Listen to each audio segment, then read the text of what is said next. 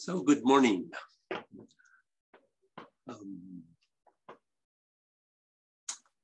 Because we have Zoom, I will go ahead and present this class today, despite the fact that you all are either ill or away.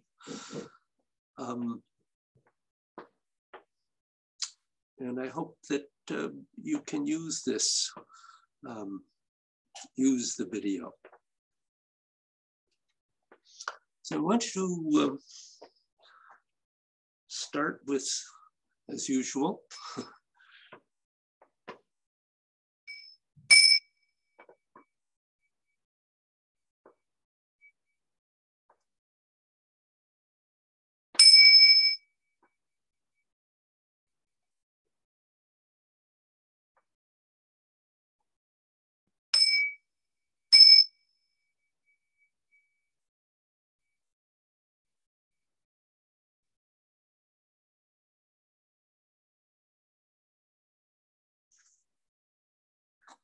Good. So I want to start today with a dissolving practice, and we'll take that then on into shifting the weight. So stand and let yourself land wherever you may be at this point. And breathe.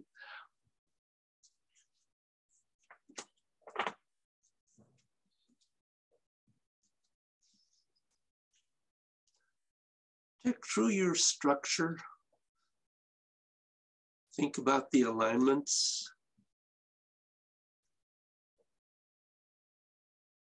Put yourself in a good position to allow things to move through. And sync your mind through your body. And allow that to help you relax and become present and aware.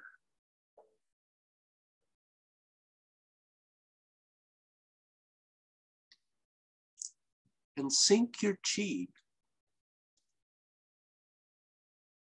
Let your chi follow your mind from the top of your head down through your body and out your feet into the earth.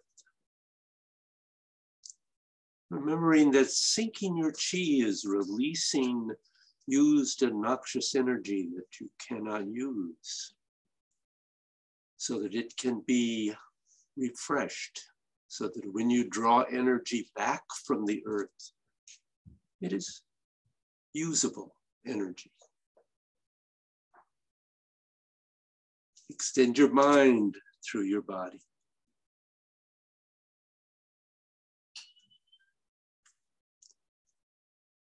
And as you're extending your mind, which allows you to really feel, begin to become aware of a blockage.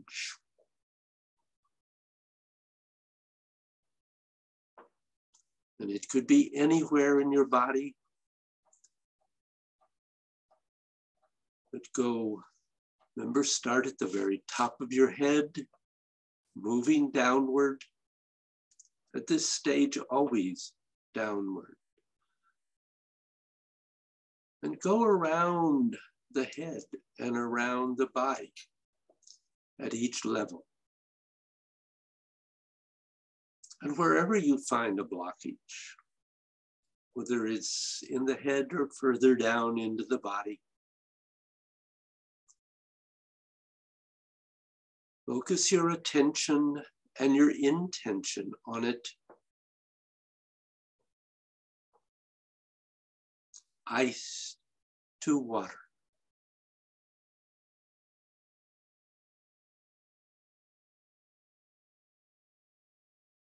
Allowing it to relax.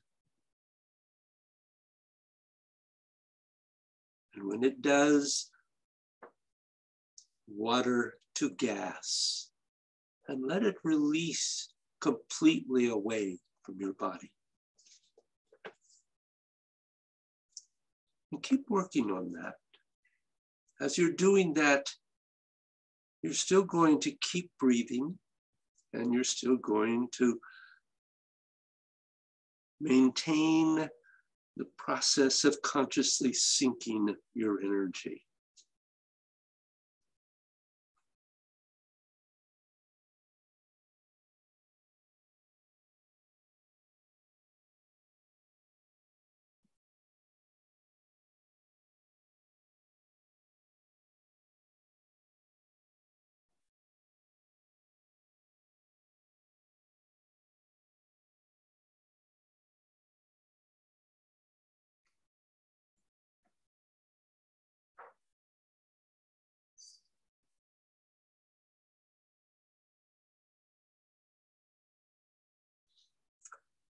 And now, slowly open your eyes, being aware that if you're really working on dissolving, that you would very likely have other blockages to dissolve lower down in the body. But just to have a little practice with that. So slowly open your eyes, but maintain your position. And as soon as your eyes are open, shift your weight over to one leg.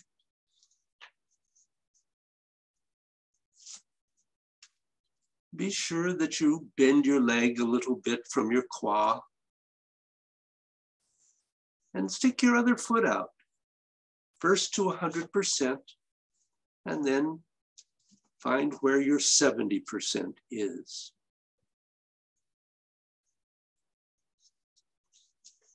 So it's wider than you were standing when you were dissolving, but not as wide as you can possibly go. And now begin to shift your weight side to side. And the way you shift your weight side to side is you push from your weighted leg and you let that push your weight over. You don't fall onto your leg. You actually push. Because the object will be to bring energy up the leg that is pushing and have it sink down the leg that's taking the weight.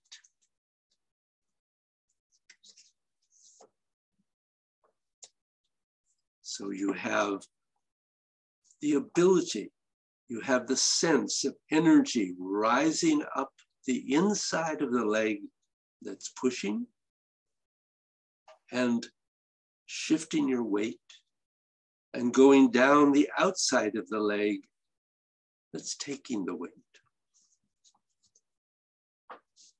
Remember, at this point, your eyes are open, so you can see where you're going.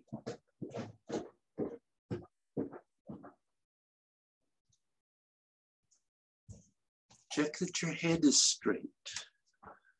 You don't want your head leaning to one side or the other.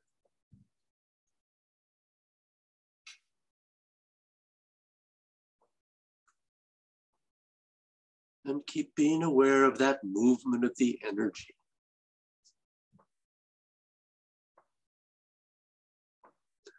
Your spine and the crown of your head are right over your perineum.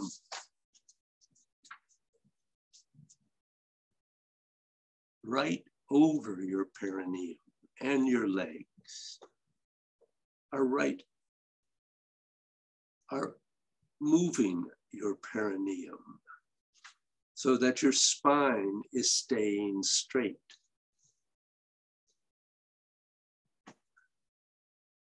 Maintain this sense of the crown of your head, the bottom of your perineum, and your feet in direct contact with each other. So as you shift your weight, the weight of your body is moved evenly.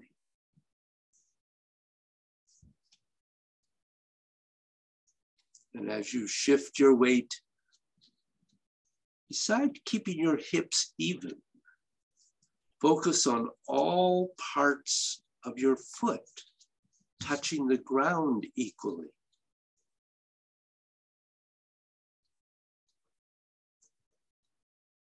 So that the leg that is straightening has a sense of pushing energy up your body. And the leg that's bending is having a sense of taking your energy down your legs into the ground.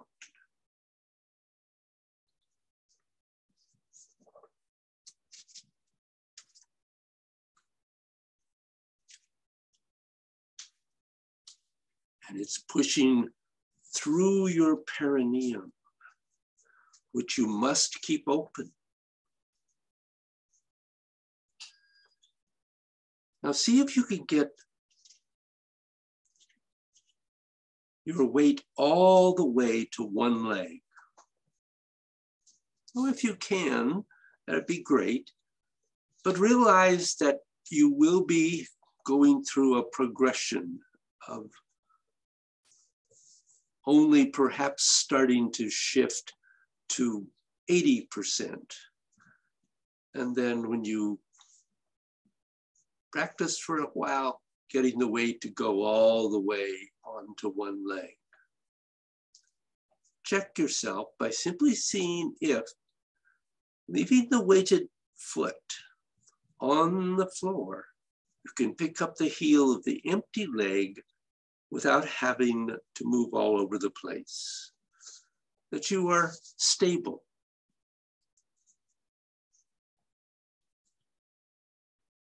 If you can just lift it off the ground and then put it back down and then make your shift, that'll be a good check to know if you have shifted your weight all the way.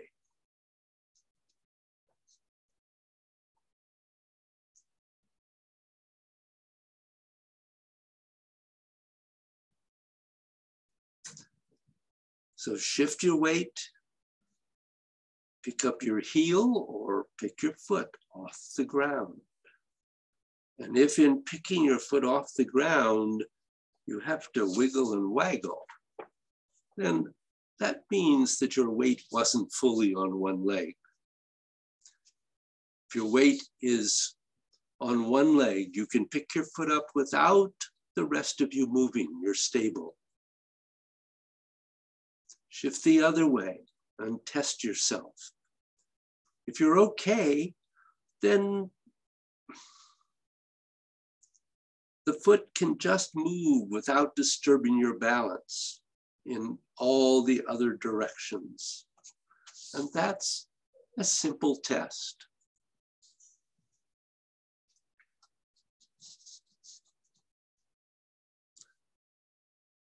Now, if at some point you want to use a mirror to know if your hips are even, my recommendation is that you cover the mirror so you can't see above your chest level. So you can't look at your face. Because a thing that happens when people look in a mirror, when they're doing all kinds of exercises, is they become hypnotized by their own face. There is, as you know, the story of Narcissus, and people actually do go through that. And so what you want is that you can see your body, but you can't see your face. And then you'll focus on what you're doing and not just get tripped up by your self-images. Keep in mind that when people look in a mirror, they do not see what's in the mirror. They see the projections of their mind, of what they think they look like. And it's way more common for people to see the worst stuff rather than the better stuff. So pause, take a break and sit down.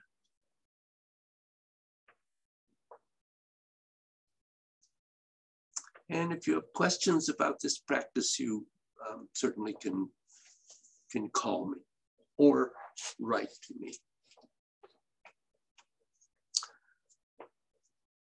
I want you to think about your brain. We're going to think about dissolving in the head.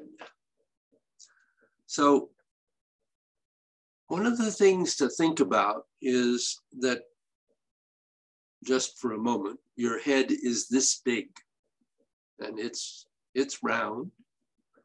So you have a front, a side, the back, and the other side of your brain. And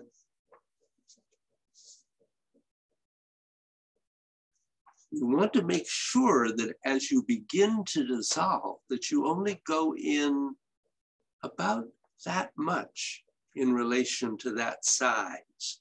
So that's not much, it's just a tiny bit.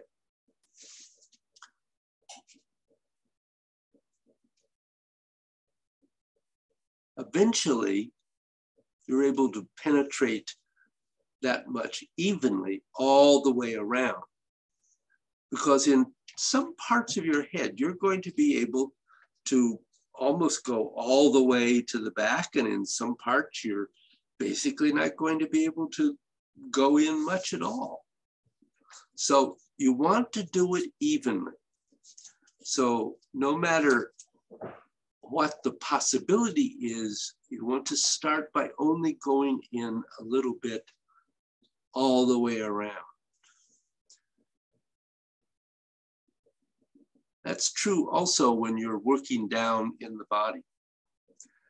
The essential way of putting this is you're going from the periphery and you're working your way towards the central channel, which is right in the center of your body. So it's very important that you don't want to go too far from the back and not very far from the front, or a lot in front and not very much in the opposite. So you want to keep it fairly even, because the idea, especially in the brain, is that the whole brain eventually wants to be dissolved evenly. So make sure you don't go in too much in one place and not enough in another. Now, there are many forms of dissolving.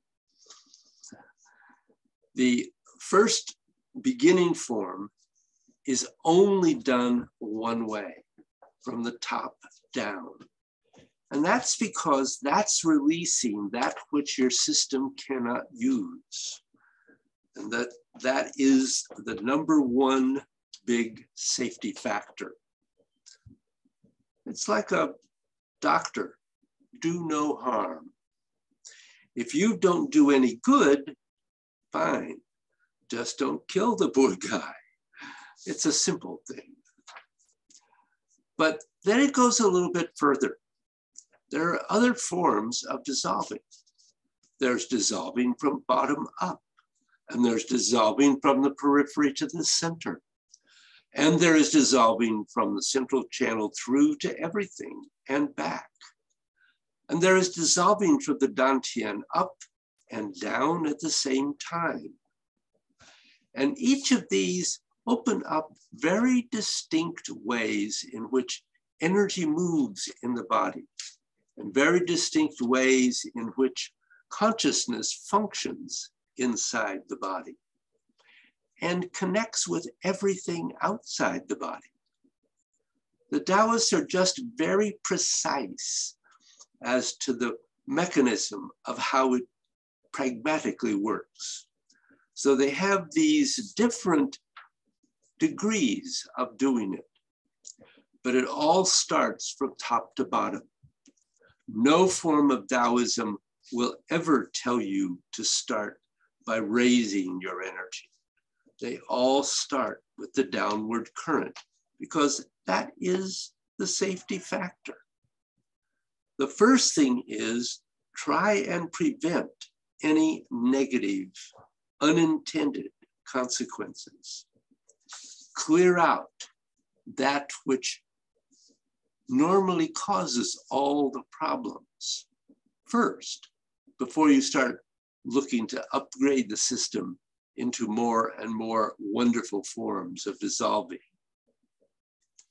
Now, when this system is used to clearing out that which can cause damage, then that is fine. You can start charging it up all you want. That's a question of how much a person can handle. But you're not setting up your system for self-destructing. And that was always the first consideration of Taoism. That is their tradition. Many other traditions don't have that, and they have higher casualty rates. But this is the way the Taoists perceive it. Now, what you see consistently in the Western world when you see people doing Tai Chi or Qigong or whatever is that it is very obvious that they were never taught how these arts were traditionally done.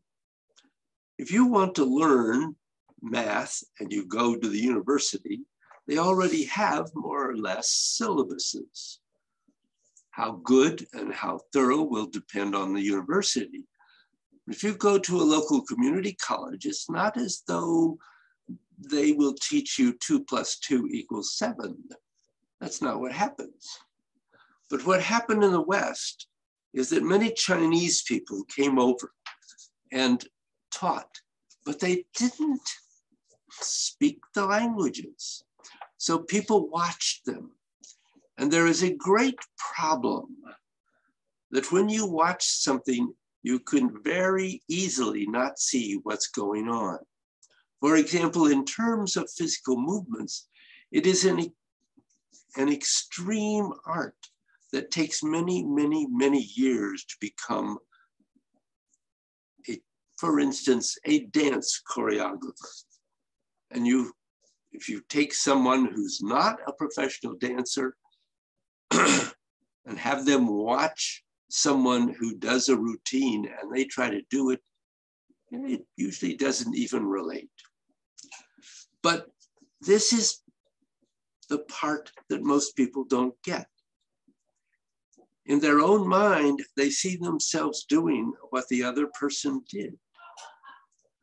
The reason is that they actually don't have any internal reference points. The only ones they have may have nothing to do with what the original person was doing.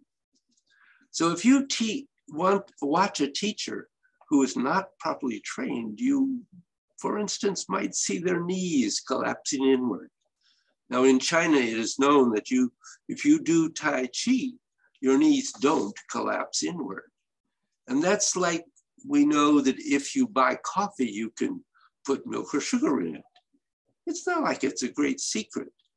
But if someone is watching someone do something, or if the teacher wants to be lazy and not very clear about what's being done, then the watcher thinks that is how it should be done.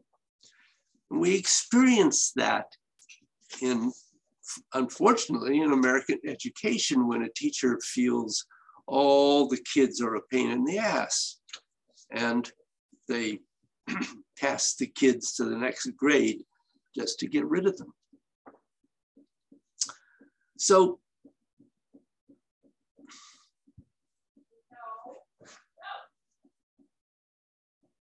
if you're looking at this one thing, I think it's very important that in Asia, China specifically, people squat all the time.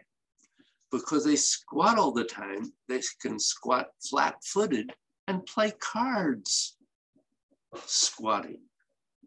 They stay completely down with their butt to the floor for 2, 3, 4 hours at a time and don't think twice about it. I saw that in Beijing when I was there. There are a lot of reasons why that's possible. Some of them are basically genetic.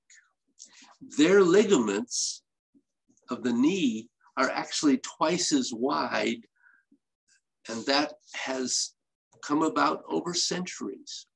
So every species adapts depending upon what it needs to do. So you have these adaptations. Well, if you understand what the principles are, and you understand what you're trying to do and why you're trying to do it, then everyone will probably come up with an adaptation that works for them. So now let's go back to shifting your legs back and forth. And the reason why I mentioned that Asians have ligaments that are twice as wide as ours is that this is basically what holds your knee together. If you have smaller ligaments, you have less to hold your weight. So understanding what you're trying to do is very important. Now, another point, as you shift side to side, you do not want to let your knee collapse inward. Remember, I mentioned the 30 pounds of pressure into the side of the knee, and you don't have a knee anymore. But if you have the weight of your quad going to your knee and your knees pressing into your feet, it's going to take over 100 pounds of pressure to break your knee, maybe even 150. But if it's a joint without support, 30 pounds, and it's gone. So bear in mind, you're putting weight on your body the whole time you are shifting. So let's look at another really important element. I'm going to stand up here for a moment because we want to talk about an area that we have no comparable word for in the English language.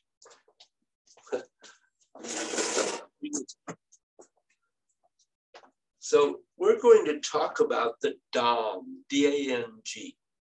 And the dang runs from roughly just about the knee up through the perineum and back to the other knee. So this whole area, particularly inside, is referred to as the dang, D-A-N-G.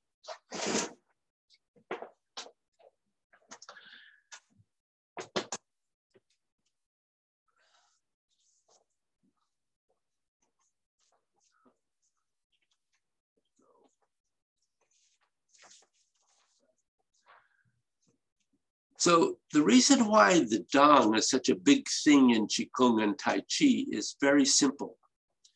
If your Qi is going to go from the top of your body to your feet and from the feet to the top of your body, the place that it's going to move through sooner or later to be successful is your dang. And that's number one.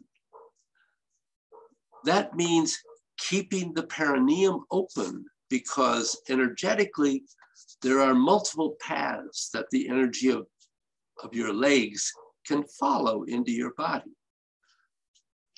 The more central one, not the secondary ones, goes right through the dang. And there are other ones that follow the other pathways. So the purpose of keeping the dang open is to keep the conduit, the juncture, the middle, between where the energy of the top of your body and the bottom of your body must pass through, so it communicates in both directions. This is very important. Now, there are several things about this. The first one is that essentially, the perineum needs to be kept open. And obviously the perineum is right in the center of the dang. The point is that when the bones of the pelvis close down because the knee has collapsed, it closes down some of that motion inside the perineum. And the pelvis does have motion. That's the reason why when women have babies, their perineum can move. And men also have that ability. The sides of the pelvis can collapse in one way, or they can remain open. And there's a certain kind of space there. If the inside of the thigh is pulling that space open, it results in the perineum staying open. The actual thing is that it is closed. If it is closing, it changes what's inside the pelvis and changes what that central line of energy is that's coming up the center of the body. And it causes distortion. So that the point here is twofold. Number one, it is not that you have to spread your legs in as full a split as possible. That's not required.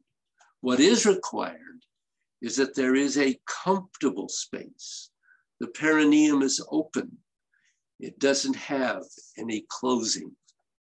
And you have the sense of a circuit going through the inside of your thighs that simply feels as if it is connected from one knee to the other one.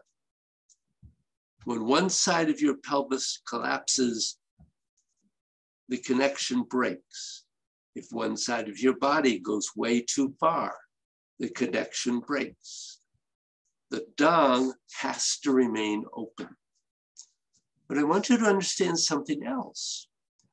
The dang is the central area.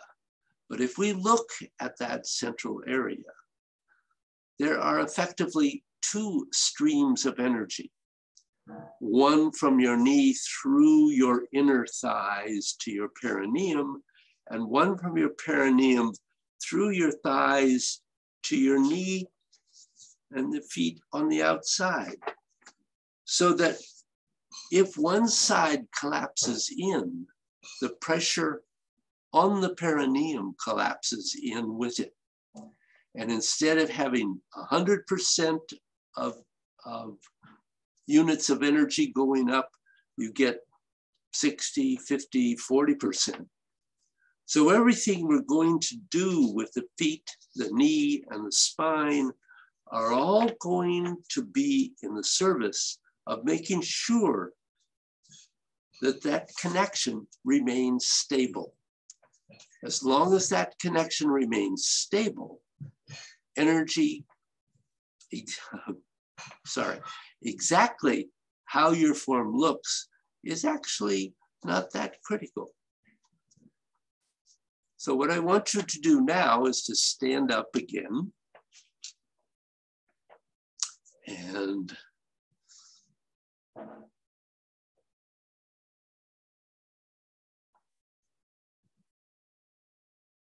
be aware of your structure.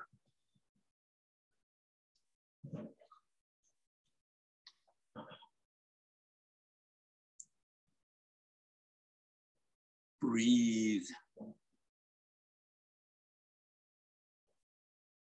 Sink your energy.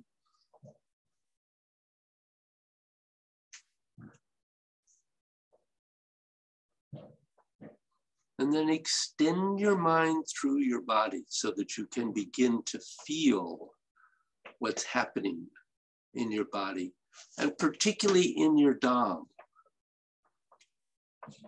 And then again, shifting your weight into one foot. And then shifting it back, stepping out. Putting that foot out to 100% and then pulling it back to about 70%. And then begin to shift your weight again from one foot to the other. Being very, very clear that you are not allowing a knee to collapse in.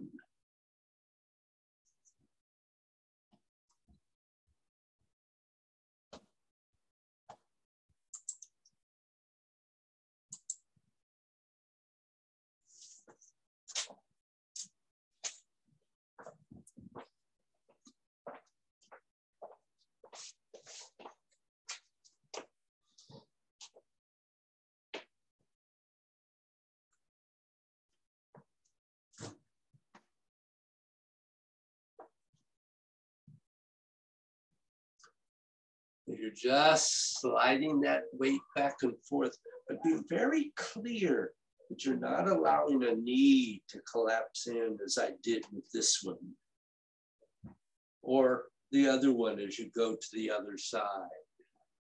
So you're simply keeping those knees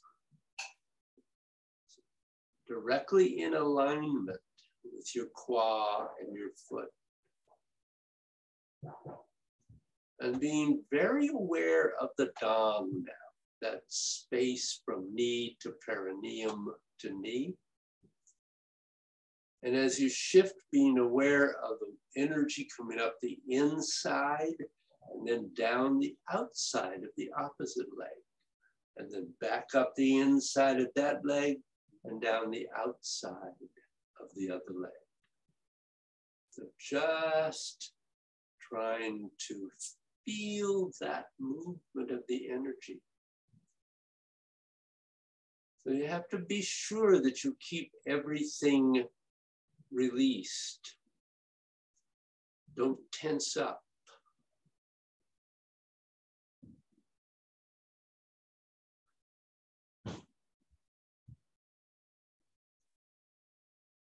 And remember, you want to work on going all the way to 100%. So you can at least lift your heel without any disturbance to your structure.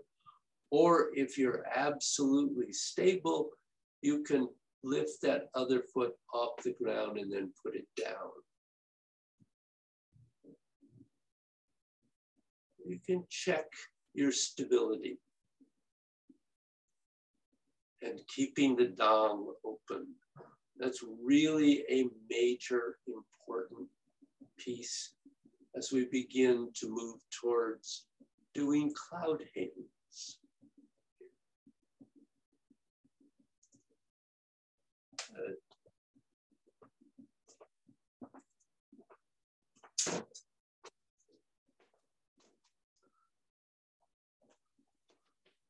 So that's the end of our basic lesson today.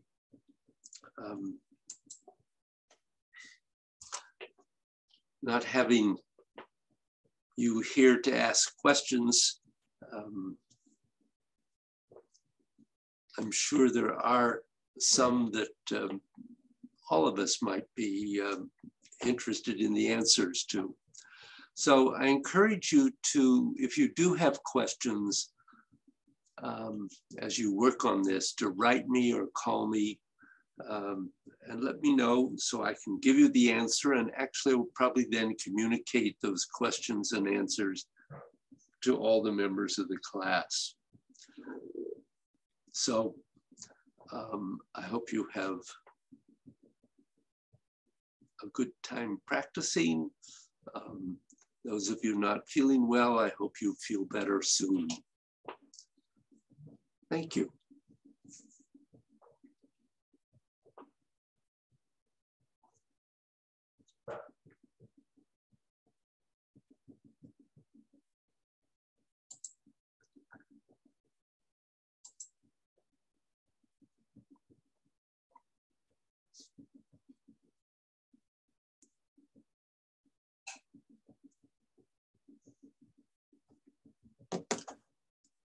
And Andrew, I had hoped to add another posture or two today to your form, but I guess we're not going to be able to do that. So I thought maybe what I would do is I would flow at least up to where you are in the form, or maybe a little beyond it, facing the camera so that you could perhaps see me and see what I'm doing there. Don't know if that'll be a help to you, but at least let's try it. And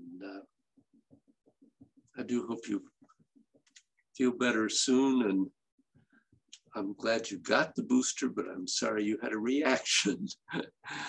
And give our best to Kaya, Lyra, and Rowan.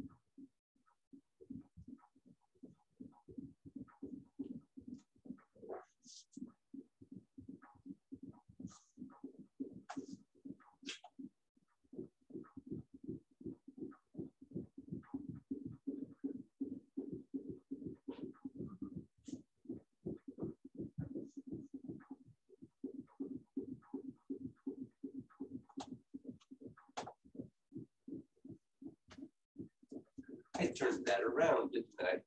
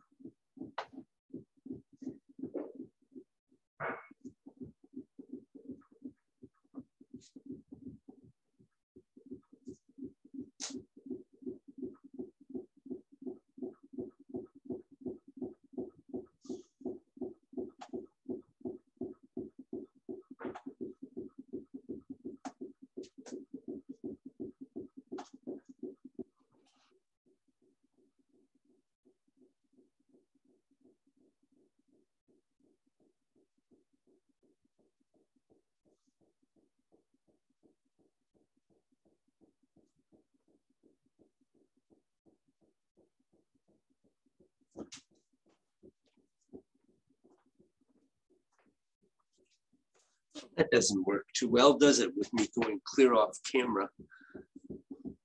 Well, that wasn't as helpful as I thought it might be, but maybe there's some things you can use in there. So I'm sorry to say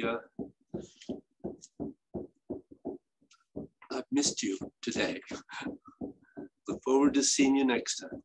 Or maybe we can talk in between. Hope we do. Take care.